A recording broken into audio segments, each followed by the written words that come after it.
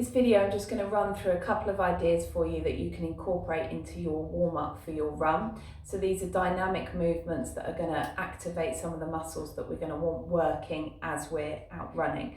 So the first one that we're going to look at is the high steps. So we want to do this across a little distance. So if you've got a room to work one side to the other, or just an area of the street. So what we're going to do, we're going to start off, we're going to bring the knee high up, so we're at 90 degrees at the hip, 90 degrees at the knee, and step down. And what we want to work on here is control. So we want to aim to hold the knee in that position, in that elevated position, for 2 seconds each time. So we're at 1, 2, down, 1, 2, down.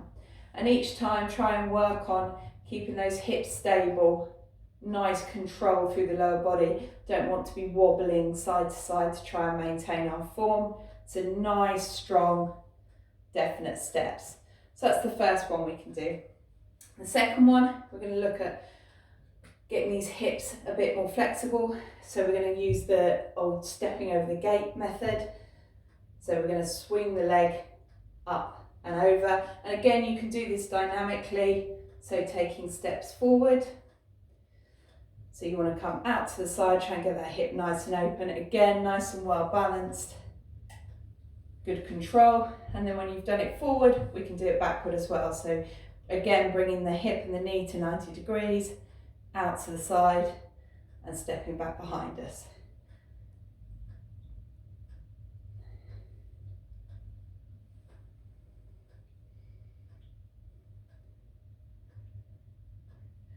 Okay, the next one we can do is some dynamic lunges. So it's just like a lunge, but rather than come out of the lunge and step back, we're actually travelling forward. So we're going to go down into the lunge, again nice and controlled, then up and then forward with the next leg. So we're doing nice big steps.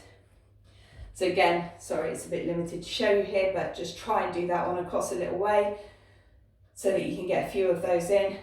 Final one I'm sure you're familiar with, is the crab walks. So just try and get those glutes activated before we go for a run.